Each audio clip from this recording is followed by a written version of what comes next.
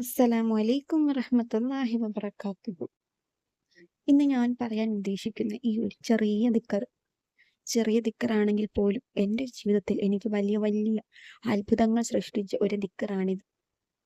ഈ ഒരു ദിക്കറിനെ നമ്മൾ മുറുകെ പിടിക്കുകയാണ് എങ്കിൽ നമ്മുടെ ജീവിതത്തിലെ എല്ലാ ബുദ്ധിമുട്ടുകളും എല്ലാ പ്രയാസങ്ങളും നീങ്ങിക്കിട്ടുന്നതാണ്. കാരണം ഒരുപാട് നേട്ടങ്ങളാണ് ഈ ഒരു ദിക്കറ് കൊണ്ട് ഉണ്ടാകുന്നത്.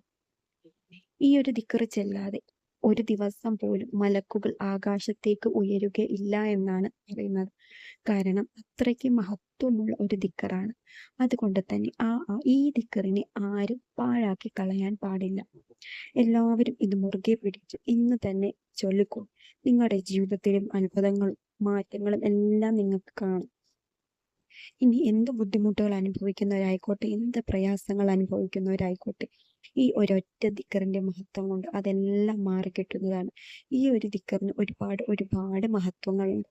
നമ്മുടെ ജീവിതത്തിൽ ഉണ്ടാകുന്ന എല്ലാ ബുദ്ധിമുട്ടുകളും പ്രയാസങ്ങളും വളരെ പെട്ടെന്ന് തന്നെ ഈ ദിക്കറ് നീക്കിക്കളയുന്നതാണ്.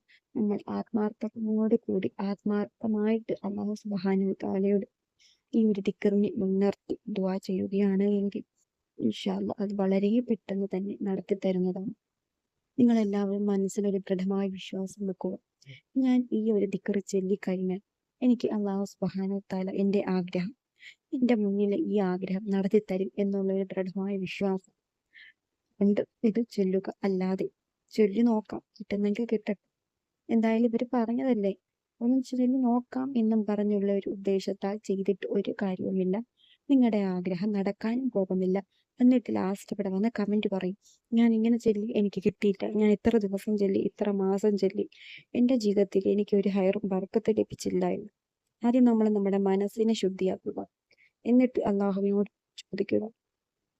ഇൻഷാ അല്ലാഹ് ഹൈറായിട്ടുള്ള കാര്യങ്ങളാണ് എങ്കിൽ അള്ളാഹു സുബ്ഹാനഹു വ തആല അത് വളരെ പെട്ടെന്ന് തന്നെ നടത്തി തരുന്നതാണ്. എന്താണ് ചെല്ലേണ്ടത് എന്ന് വെച്ചാൽ നമുക്കെല്ലാവർക്കും അറിയാവുന്ന ഒരു ദിക്റാണ്.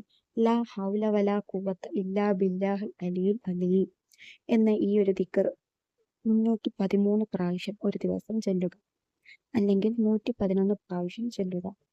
ഏതെങ്കിലും ഒരു നിസ്കാര സമയം തഹജ്ജുദ് നമസ്കാരത്തിന് ശേഷം ചെല്ലാൻ പറ്റുന്നവരാണ് എങ്കിൽ അങ്ങനെ തഹജ്ജുദ് നമസ്കാരത്തിന് ശേഷം ആ നിസ്കാരപ്പായിൽ ഇരുന്നു കൊണ്ട് തന്നെ ചൊല്ലുക. നിയ്യത്ത് വെക്കുക. നിങ്ങളുടെ ആഗ്രഹം ഏതാണ് ആ ആഗ്രഹം നിയ്യത്ത് വെച്ചതിന് ശേഷം ഇത് ഒന്നെങ്കിൽ 111 അല്ലെങ്കിൽ 313 എന്ന് എത്ര എണ്ണം നിയ്യത്ത് വെച്ചിട്ട് നിങ്ങൾ ചൊല്ലുക. ഇതിനുശേഷം അല്ലാഹു സുബ്ഹാനഹു വ തആലയോട് ദുആ ചെയ്യുക.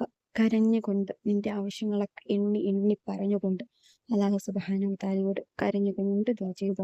ഇൻഷാ അല്ലാഹ് ഹൈറായിട്ടുള്ള കാര്യമാണ് എങ്കിൽ നീ പോലും അറിയാതെ നിന്റെ ആ ആഗ്രഹം അല്ലാഹു സുബ്ഹാനഹു വ തആല നടത്തിത്തരും. കാരണം നമ്മൾ പ്രതീക്ഷിക്കാത്ത ഒരു സമയത്ത് നമ്മൾ പോലും വിചാരിക്കാതെ നമ്മുടെ ആഗ്രഹം അല്ലാഹു സുബ്ഹാനഹു വ തആല നടത്തിത്തരും. ഇൻഷാ അല്ലാഹ് നമ്മുടെ എല്ലാവരുടെയും ജീവിതത്തിൽ ഹൈറും ബർക്കത്തും നൽകുമാറാകട്ടെ. ആമീൻ യാ റബ്ബൽ ആലമീൻ. പുതിയ ഒരു വീഡിയോ ആയിട്ട് നമുക്ക് നാളെ കാണാം. അസ്സലാമു അലൈക്കും വറഹ്മത്തുള്ളാഹി വബറകാതുഹു.